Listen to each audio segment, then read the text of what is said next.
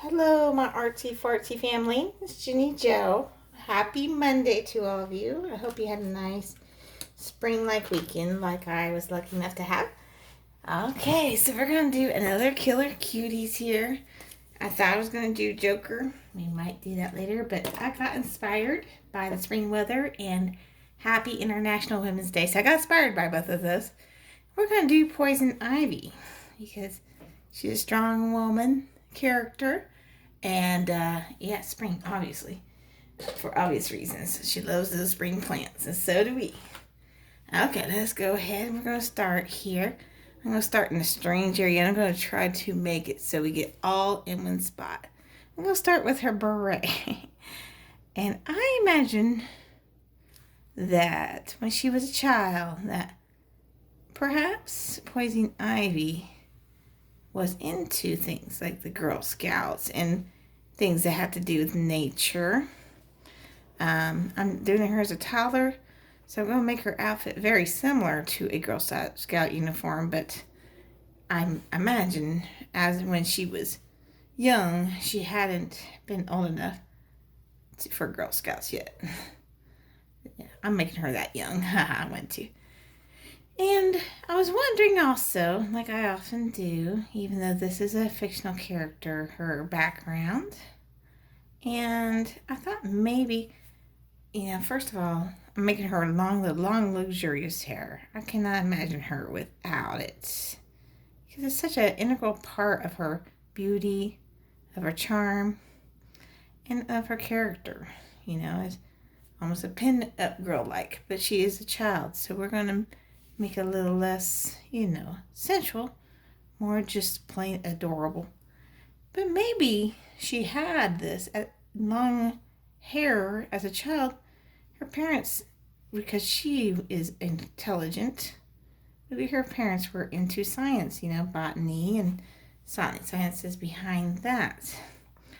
And that would account for Poison Ivy's extreme obsession with plants, because she grew up around them.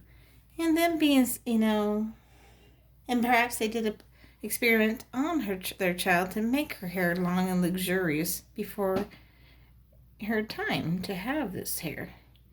Perhaps, with a combination of the experiments they did on her and the fact that they're very successful scientists, maybe emotionally unavailable, they did not know how to show affection to their child. And as we know, that can cause for many problems, many psychological issues with a child. I'm thinking that could possibly be the case if Poison Ivy was a real person.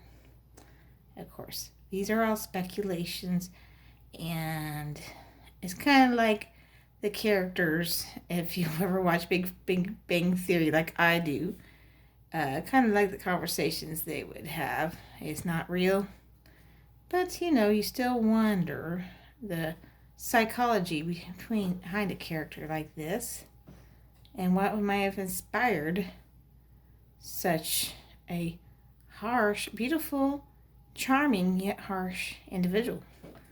It just makes me wonder.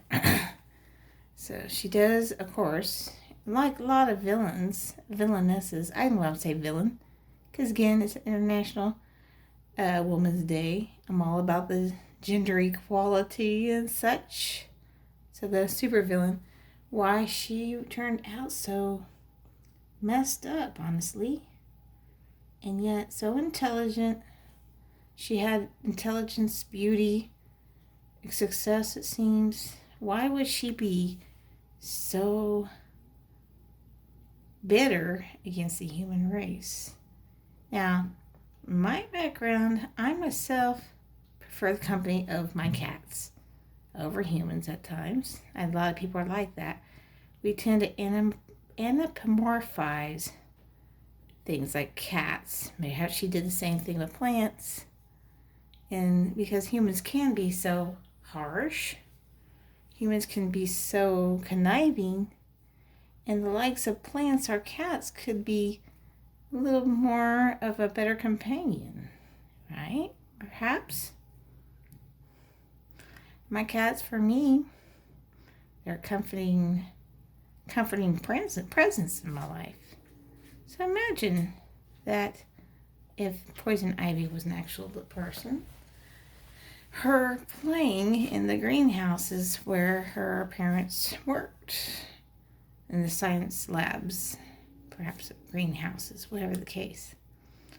And perhaps she tend to dabble like she shouldn't have in mommy and daddy's experimental potions.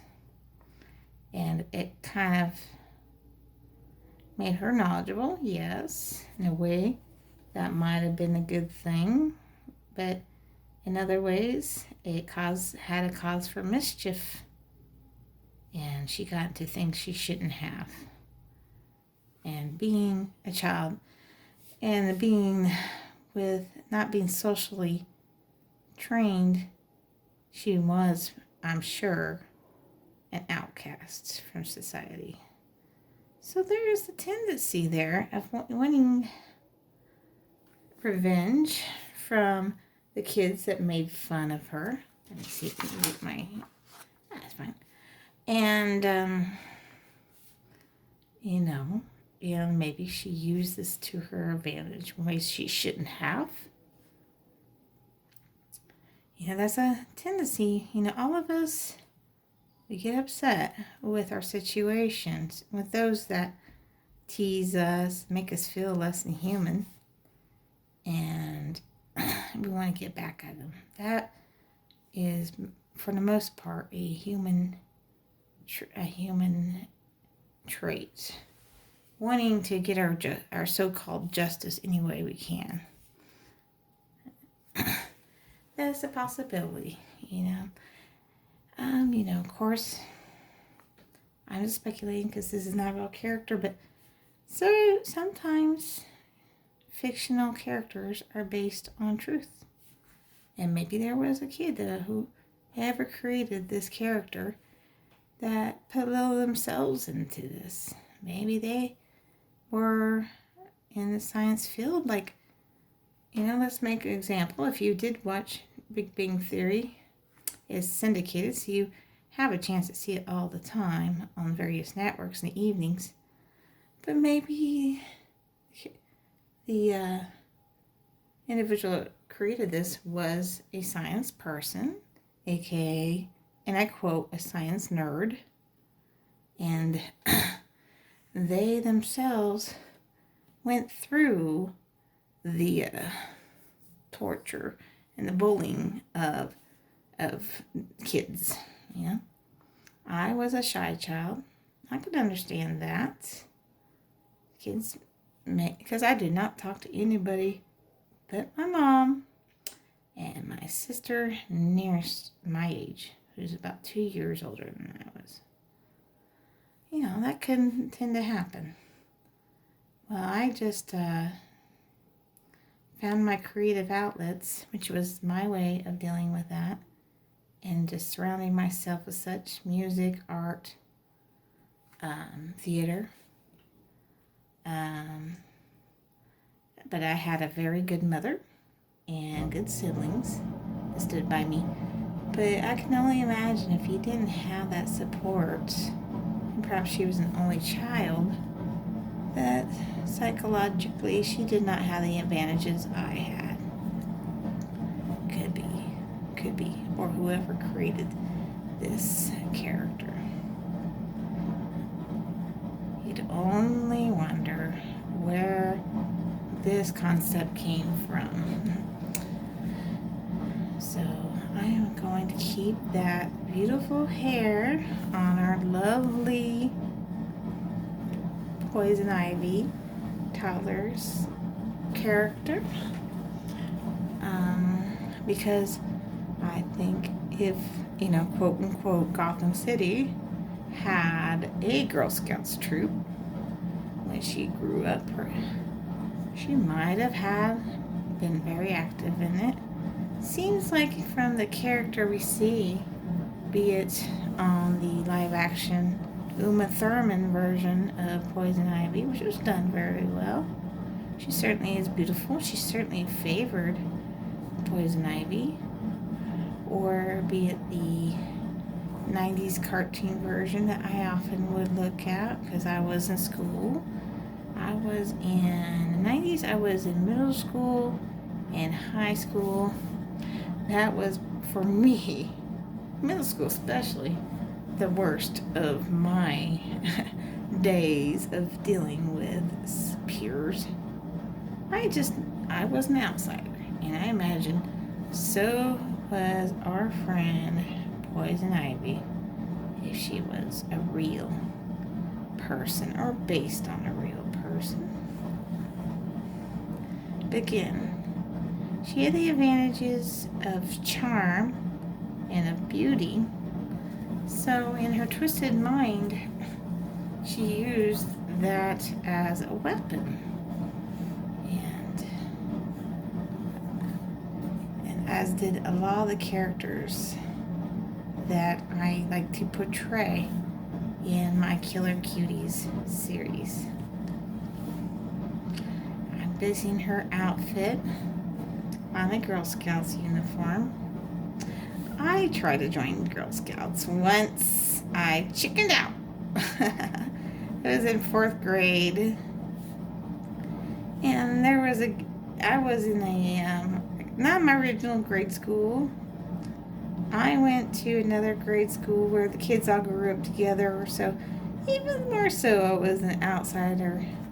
I was also the teacher's quote-unquote pet. Okay. So again, another reason for kids to just pick on me.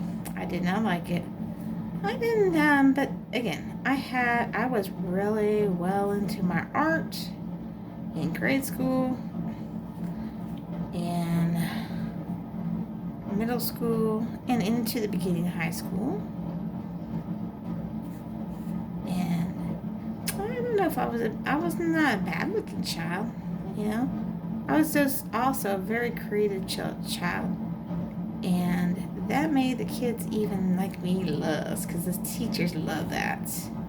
This could have been the case for our Poison Ivy here. She could have been very gifted, because she knows about science, and that's not a common thing for kids to know. Now, if her parents are scientists, I imagine also she was in a private school, so this could be another reason for the outfit I chose to put her in. It could be a private school outfit. Yeah, that's a quite possibility. I really was thinking Girl Scouts, and I was like, wait a minute, though. She's a little young for that. That starts in the 4th grade. And when I create my characters, I think of them, for the most part, in preschool. I'm thinking of them pretty young, because that's when innocence is still assumed. That's when, if they were based on characters, real characters, or if they were, just saying how it would have been like if they were real characters, where the psychological part may very well begin. So that's why I choose the age range for my Killer Cutie types. Okay? I don't know. And also, I like kids. Kids are awesome. And I have a couple grandbabies. They're awesome. Love them. They're the cutest things ever. They are like sunshine on my day when I got to see my grandbabies. And they keep me informed. And also, I think of my nieces, my beautiful nieces. I still think of them as babies. Can't help it, right? But looky here. She's got a little experiment going on here. What is going on here? What is she up to? My character's going to be up to something. Don't know just yet with this one. We will find out. She likes this. She has a very unusual belt. It looks like a bunch of vines just all up on each other. It's a beautiful design. She kept that for most of her life. She loves floral barrettes, floral stitching on her bloomers and her shirt sleeves. She loves it. Often she'll go play and have flowers and branches stuck in her hair. She likes just the outdoors, which is not a bad thing. That's actually a healthy thing. Now, everything should be done, honestly, in moderation, right? She probably just liked it a little too much. Maybe people wonder what exactly is going to happen to this child. We always worry about that, about our youth, right? Don't we? We always worry about them because we care. And sometimes they just want to be left alone. Yeah, perhaps. A lot of times we do. And who doesn't like to be left alone with things that make us feel happy and accepted in our lives? I'm just going to cut a little bit with her hand for the sake of, and I'll fix it, for the sake of space. 1, 2, 3, 4. She has his finger up here. She's really got something in her hand. We're going to redraw that thumb just to make it to fit the space that she is in. She really is doing something there. We're going to finish up her rest of her outfit. She has that belt that she really prefers for her style. Okay, we're going to put that on there. And she's in her cute little innocent private girl bloomers. It's just good for a little girl who likes to be outside to be in. That way she can move about, be happy, even though for some reason, for being outcast, not being paid attention by her parents, she was an unhappy child, but she always hid her pain with a smile. That's just worrisome because as an adult, it might catch up to us. Eventually, it will. You always think you're going to be fine, and then all of a sudden something just snaps, right? And there are productive ways to deal with troubles in our lives, with what do you say, with hardships, with obstacles. That's the word I'm thinking of. There is a productive way to do it, and there is an unproductive way to deal with it. Enthusiasms should be always encouraged in the child. Okay?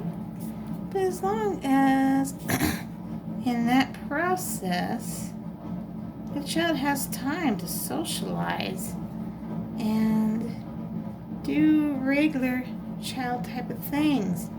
They don't always need to be in a greenhouse or in a lab. They do have to play with other children, right? That's what they should do. But our poison ivy, imagine, spent too much time in the greenhouse. The parents were just thinking, okay, she's happy. We're free to do our work and our experiments.